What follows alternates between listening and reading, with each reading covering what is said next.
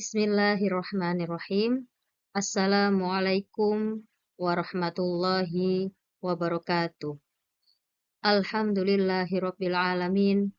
Wassalatu wassalamu ala asrofil anbiya'i wal mursalin.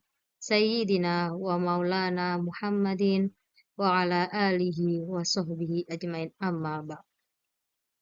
Baik anak-anakku tercinta, semoga kalian semua dalam keadaan sehat dan semangat menuntut ilmu. Pada pertemuan kali ini, kita akan membahas mengenai model kajian Islam. Poin-poin yang akan kita bahas pada materi ini adalah A. Pengertian model kajian. B. Macam-macam model kajian Islam. Poin A. Pengertian model kajian. Model kajian identik dengan epistemologi. Epistemologi berasal dari kata episteme yang berarti pengetahuan dan logos berarti teori atau ilmu. Menurut bahasa, epistemologi berarti teori atau ilmu tentang pengetahuan. Menurut istilah, epistemologi dapat diartikan atau didefinisikan sebagai ilmu yang mempelajari asal-usul, metode, struktur, dan validitas pengetahuan. Oleh karena itu, epistemologi berbicara tentang teori ilmu pengetahuan yang di dalamnya mencakup sumber, cara atau metode mendapatkan ilmu pengetahuan, dan bagaimana melakukan validitasnya. Poin B. Macam-macam model kajian Islam. Dalam perspektif Barat, dikenal 3 aliran epistemologi, yakni yang pertama, rasionalisme, yang diperoleh melalui akal atau rasio. Yang kedua, empirisme atau empirikal, yang diperoleh dari pengalaman indrawi. Yang ketiga, positivisme, yang diperoleh dari uji ilmiah. Sedangkan dalam perspektif Islam, menurut Muhammad Abid Al-Jabri, membagi model kajian Islam menjadi 3, yakni yang pertama model tekstual atau biasa disebut bayani, yang kedua model demonstratif yang biasa disebut burhani, dan yang ketiga model intuitif atau biasa disebut irfani. Yang pertama, epistemologi bayani. Epistemologi bayani adalah pendekatan dengan cara menganalisis teks. Maka, sumber epistemologi bayani adalah teks. Dalam studi Islam, teks dikelompokkan menjadi 2. Yang pertama, teks nas, seperti Al-Quran dan Sunnah Nabi Muhammad SAW. Yang kedua, teks non-nas, seperti karya para ulama, hasil ijtihad, hasil pemahaman terhadap Al-Quran dan Sunnah Nabi Muhammad SAW. Objek kajian. Yang pertama, gramatika, sastra dan bahasa yang meliputi nahwu dan balagho. 2. Hukum dan teori hukum yang meliputi fikih dan usul fikih. 3. Filologi, ilmu manuskrip. 4. Teologi, ilmu ketuhanan. Dan 5. beberapa kasus di bidang ilmu-ilmu Al-Quran dan hadis. Corak berpikir. Yang pertama, cenderung deduktif, dari umum ke khusus, dari teori ke praktik atau praktis. Yang kedua, aplikasi teori di lapangan. Yang ketiga, mencari apa isi dari teks atau analisis konten. Yang kedua, epistemologi burhani. Burhani adalah pengetahuan yang diperoleh dari indera, percobaan, dan hukum-hukum logika. Maksudnya, untuk mengukur benarnya sesuatu adalah berdasarkan komponen kemampuan alamiah manusia berupa pengalaman dan akal tanpa teks wahyu suci. Objek kajiannya adalah yang pertama, ilmu diperoleh sebagai hasil penelitian. Yang kedua, hasil percobaan. Dan yang ketiga, hasil eksperimen baik di laboratorium maupun di alam nyata, baik yang bersifat sosial maupun alam. Corak berpikirnya adalah induktif atau dimulai dari yang khusus, yakni generalisasi dari hasil-hasil penelitian empiris. Selanjutnya yang ketiga anak-anak, yaitu epistemologi irfani. Irfani adalah pendekatan yang bersumber pada intuisi atau kasyaf atau ilham. Bersumber dari pengetahuan intuitif atau irrasional, rasa batin, dan pengalaman ruhani langsung.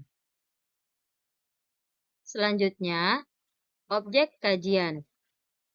Yang pertama, objek kajian yang dapat dilakukan dengan menggunakan indera keenam seperti hal-hal gaib, hal-hal di luar fisik dan metafisik.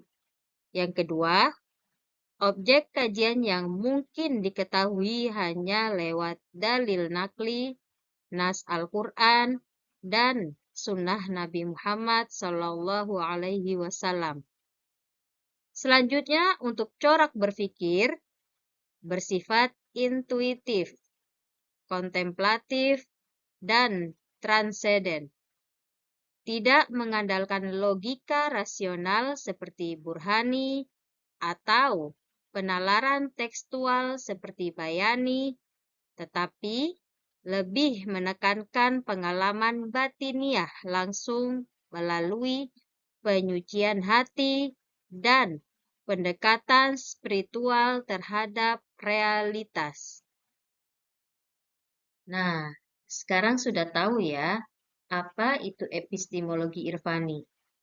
Mari kita sama-sama melihat cuplikan video yang menerangkan tentang kisah Sahal At-Tustari yang menjadi ahli sufi sejak balita. Kisah Sahal At-Tustari menjadi ahli sufi sejak balita. Sahal bin Abdullah At-Tustari lahir di Tusar. Dia adalah ahli sufi yang sangat terkenal. Perjalanan hidupnya penting untuk diteladani, dan dia memiliki kisah yang menakjubkan saat masih balita.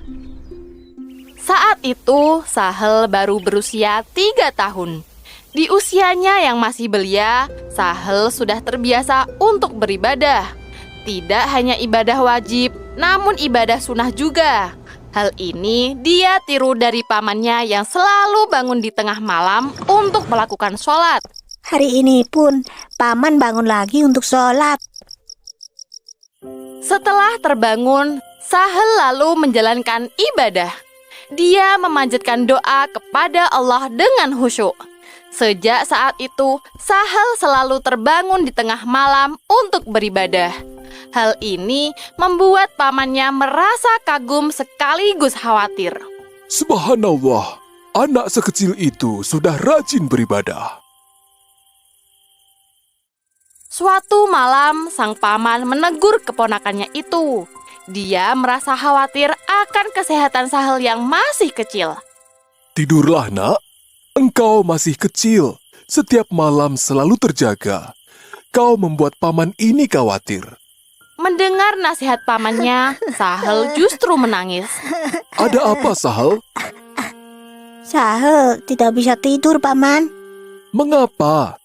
Setiap hendak tidur, Sahel selalu merasa gelisah, Paman.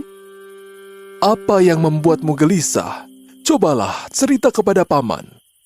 Sahel kemudian bercerita bahwa dia teringat pada satu peristiwa yang terjadi pada saat dia masih di dalam kandungan. Masih teringat dengan jelas. Saat itu aku mendengar Allah bertanya, "Bukankah aku Tuhanmu?" Dan saat itu aku menjawab, "Ya, sesungguhnya Engkaulah Tuhanku." Aku selalu teringat setiap kali mata ini terpejam, Paman. Sang paman kemudian memberikan satu nasihat yang dapat membantu Sahel untuk tidur.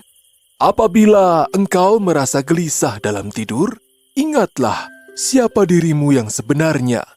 Dan jika lidahmu bisa bergerak, maka ucapkanlah, Allah bersamaku, Allah melihatku, Allah menyaksikanku. Sekarang tidurlah, ini sudah larut malam. Baik, Paman. Selama 3 hari berturut, Sahel melakukan nasihat dari pamannya, dan dia pun bisa tidur dengan nyenyak. Setiap kali dia terbangun dan merasa gelisah, dia akan berzikir. Allah bersamaku, Allah melihatku, Allah menyaksikanku. Sahel merasa bersyukur sekali mendapatkan bantuan dari pamannya. Setelah 3 hari berlalu, Sahel menceritakan pengalamannya kepada paman. Sahel sudah mengamalkan zikirnya selama 3 hari ini, Paman. Alhamdulillah. Apakah itu bisa membantumu? Iya, Paman. Bagus. Kalau begitu, mulai sekarang ucapkan 7 kali setiap malam. Sahel menjalankan nasihat pamannya. Setiap malam, dia mengucapkan zikir sebanyak 7 kali. Setelah terbiasa mengucap sebanyak 7 kali, paman memberikan nasihat untuk mengucapkannya sebanyak 11 kali setiap malam. Sahel semakin terbiasa mengucap zikir. Tidak terasa, sudah setahun Sahel mengamalkan nasihat pamannya itu. Sudah 1 tahun, Paman. Kini Sahel sudah sangat terbiasa berzikir. Sahel bisa merasakan manis dan syahdunya zikir. Amalkan terus, jangan sampai terputus. Berzikirlah dengan istiqomah hingga ajal menjemputmu. Insya Allah, Paman. Ketika usianya menginjak 7 tahun, Sahel harus masuk sekolah seperti anak-anak lainnya. Bagaimanapun, ilmu adalah hal yang sangat penting bagi manusia untuk menjalani hidup di dunia ini. Namun, Sahel memiliki kegelisahan lain. Bagaimana jika sekolah justru membuatku lalai dalam zikir, Paman? Engkau khawatir waktu ibadahmu akan berkurang? Begini saja, kita buat kesepakatan dengan gurumu. Engkau hanya akan hadir di sekolah selama 1 jam. Setelah itu, engkau bebas menggunakan waktumu untuk hal lainnya. Apakah guru akan mengizinkannya, Paman? Jika engkau berjanji akan bersungguh-sungguh selama 1 jam itu, maka kau tidak perlu khawatir. Meskipun Sahel hanya hadir 1 jam saja, tapi dia termasuk murid yang cerdas dan aktif. Dia selalu menanyakan hal-hal yang mengusik pikirannya dan membuatnya gelisah. Sayangnya, tak satu pun jawaban yang diberikan oleh para guru itu dapat memuaskannya. Akhirnya, Sahel memutuskan pergi ke kota Abadan untuk menuntut ilmu lebih tinggi lagi. Sahel bertemu dengan satu ulama yang dapat memuaskan semua rasa penasarannya. Beliau adalah Abi Hamzah bin Abdullah al-Abadani. Sahel pun menetap cukup lama untuk menimba ilmu. Ketika dia telah cukup dewasa, Sahel melakukan perjalanan ke Tanah Suci untuk menunaikan ibadah haji.